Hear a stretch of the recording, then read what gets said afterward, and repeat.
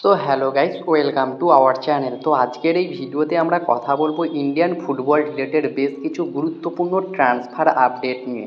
কিছু confirm update রয়েছে, যেমন ইফাং এনসঙ্গসি, এই নাইজেরিয়ান সেন্টার ফরওয়ার্ড অবশেষে সই করে দিল, যেটা অফিসিয়ালি কনফার্ম।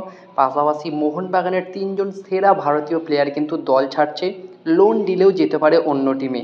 তো সেই বিষয়টা নিয়ে আলোচনা করব। কেরালা ব্লাস্টার্স এফসি টিমকে নিয়ে আপডেট দেওয়ার রয়েছে, তাদের টিম কিন্তু বিক্রি হতে চলেছে, কত টাকায় কিনছে সেই বিষয় নিয়ে আপডেট জানাবো। তো ভিডিওটা খুবই ইন্টারেস্টিং হবে, শেষ পর্যন্ত দেখতে থাকো। আর আমাদের এই চ্যানেলে যারা প্রথমবার এসেছো তারা অবশ্যই সাবস্ক্রাইব করে পাশের বেল আইকনটিতে অল প্রেস করে দিও। তো চলো শুরু করা যাক। প্রথমেই আমরা কথা বলে নেব কেরালা ব্লাস্টার্স এফসিকে দিয়েই। কেরালা ব্লাস্টার্স এফসি একের পর এক প্লেয়ার কিন্তু ছেড়ে দিয়েছে, অলরেডি 6জন প্লেয়ার কিন্তু কেরালা দল ছেড়েছে।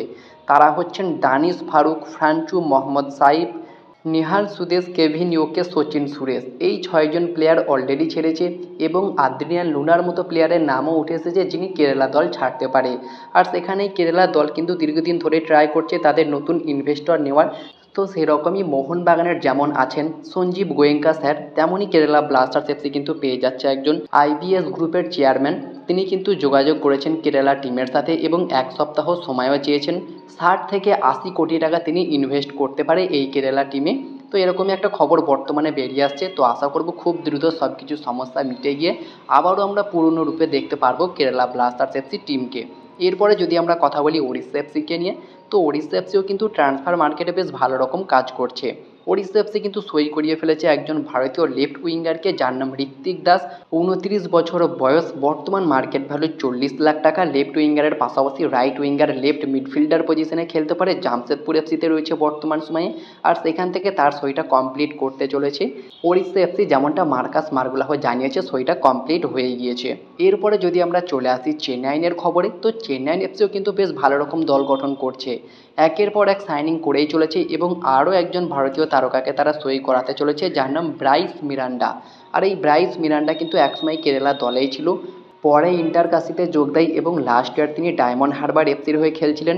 26 বছর বয়সে একজন ভারতীয় লেফট উইঙ্গার, বর্তমান মার্কেট ভ্যালু 60 লাখ টাকা। আর চেন্নাই এফসি তার সঙ্গে অ্যাডভান্স স্টেজে কথাবার্তা চালাচ্ছে, সব কিছু ঠিকঠাক থাকলে চেন্নাই এফসি এই ব্রাইস মিরান্ডার সইটাও কমপ্লিট করতে চলেছে।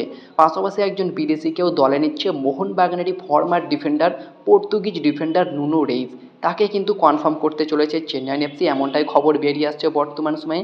সব কিছু ঠিকঠাক থাকলে এই নুনো রেইসকে আমরা চেন্নাই এফসির জার্সিতে দেখতে পারবো আপকামিং মরশুমে। একজন 35 বছর বয়সী পর্তুগিজের সেন্টার ব্যাক, বর্তমান মার্কেট ভ্যালু 40 লাখ টাকা। তবে সেন্টার ব্যাকের পাশাপাশি ডিফেন্সিভ মিডফিল্ডার পজিশনেও খেলতে পারে। দেখা যাক চেন্নাইয়ের হয়ে কতটা কার্যকরী হয় এই নুনো রেইস। লাস্ট ইয়ার মুম্বাইতে খেলেছে, বেশ ভালো খেলেছে কিন্তু দেখেছি আমরা। এরপরে যদি আমরা কথা বলি মোহনবাগানকে নিয়ে, তো অবশেষে মোহনবাগানকে নিয়েও কিন্তু শকিং কিছু ট্রান্সফার রিউমোর বেরিয়ে আসছে।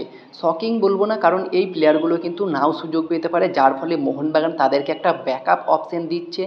চাইলে তারা নতুন টিমে সই করতে পারে বা লোন ডিল অ্যাভেলেবেল থাকলে সেই টিমের লোন ডিলেও যেতে পারে, এমনই কিন্তু একটা প্রস্তাব রেখেছে এই মোহনবাগানের প্লেয়ারদের কাছে। তো সেই তিনজন প্লেয়ার হচ্ছে দীপেন্দু বিশ্বাস, একজন বাঙালি সেন্টার ব্যাক। আর দীপেন্দু বিশ্বাসকে নিয়ে কী বলবো, অলরেডি কলকাতা লিগে খেলছে, একসময় আইএসএলেও নজর কাড়া পারফরমেন্স করেছিল হাবাস আসার পরে।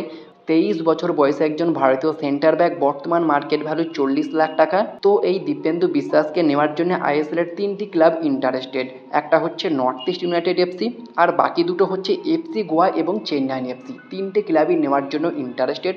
তবে খুব সম্ভবত দীপেন্দু বিশ্বাস কিন্তু এই 3 ক্লাবের মধ্যে যে কোনো ক্লাবে যেতে পারে, মোহনবাগান ছাড়তে পারে, এটা মোটামুটি চূড়ান্ত। তবে এর পাশাপাশি যে খবরটা রয়েছে, সুহেল আহমেদ ভাট, তিনিও কিন্তু মোহনবাগান ছাড়তে পারে। তবে তাকে লোন ডিলে পাঠানোর একটা চেষ্টা চলছে বর্তমানে, যেমনটা খবর পাওয়া যাচ্ছে। সুহেল আহমেদ ভাটকে নিয়ে যদি আমরা কথা বলি, 21 বছর বয়সে একজন ভারতীয় সেন্টার ফরওয়ার্ড, বর্তমান মার্কেট ভ্যালু 20 লাখ টাকা। আর তাকে কিন্তু লোন ডিলে পাঠানোর একটা পরিকল্পনা চলছে। পাশাপাশি মেহতাব সিংকে নিয়েও একটা আপডেট বেরিয়ে আসছে।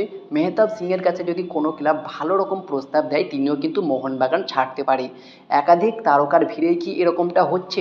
তবে যেমনটা খবর পাওয়া যাচ্ছে এমপিএফটি যেমনটা জানিয়েছে মেহতাব সিংকে মোহনবাগান ছাড়বে না, কারণ হিউজ ট্রান্সফার ফি দিয়ে কিন্তু নিয়েছিল মুম্বাই থেকে এই মেহতাব সিংকে। আর একটা লং টার্ম চুক্তিও রয়েছে, 2030 সাল পর্যন্ত চুক্তি রয়েছে। এটা আমারও মনে হয় না যে মেহতাব সিংকে মোহনবাগান ছাড়বে, তবে যদি ভালো রকম প্রস্তাব পায় ছাড়লেও ছাড়তে পারে। তবে এই মরশুমে সেরকমটা একেবারেই পসিবল নয়, যার ফলে মোহনবাগানেই থেকে যাওয়ার সম্ভাবনা 90% বেশি। তো দেখা যাক, শেষ মুহূর্তে কোনো আপডেট এলে অবশ্যই জানাবো। তবে মোটামুটিভাবে ধরে নেওয়াই যায় মেহতাব সিং মোহনবাগানেই থাকছে। এরপরে যদি আমরা কথা বলি ইফং এনসুঙ্গুসিকে নিয়ে, নাইজেরিয়ান এই ফরওয়ার্ডকে নেওয়ার জন্য ইস্টবেঙ্গলের একটা প্রস্তাব দিয়েছিল, তোমাদেরকে গত ভিডিওতেই জানিয়েছিলাম। মোহনবাগানেরও একটু ইন্টারেস্ট ছিল, তবে কোনো প্রকার প্রস্তাব দেওয়া হয়নি তাকে। ইস্টবেঙ্গলের প্রস্তাব ছিল, তবে অবশেষে সেই ডিলটা ডান করে ফেললো ইস্টবেঙ্গল। নাইজেরিয়ান এই সেন্টার ফরওয়ার্ডকে কিন্তু সই করিয়ে ফেললো ইস্টবেঙ্গল। যেমনটা মার্কাস মার্গোলাহ অফিসিয়ালিভাবে জানিয়েছে, ইফং এনসুঙ্গুসি নাইজেরিয়ান এই centre forward last year third highest goal scorer, তাকে কিন্তু চূড়ান্ত করে ফেলেছে লাল হলুদ ব্রিগেড। আপকামিং মরশুমে এই ইফং এনসুঙ্গুসিকে আমরা লাল হলুদ জার্সিতে মাঠ কাঁপাতে দেখব। তো এই সইটা ইস্টবেঙ্গলের জন্য কতটা কার্যকরী হলো সেটা তোমরা জানিও কমেন্ট বক্সে। তো এই ছিল আজকের ভিডিওটি ভালো লাগলে লাইক শেয়ার কমেন্ট করে চ্যানেলটিকে সাবস্ক্রাইব করে দিও, পাশে থাকা বেল আইকনটি ক্লিক করতে একদমই ভুলো না। তো দেখা হচ্ছে নেক্সট কোনো ভিডিওতে। Bye bye, have a good day.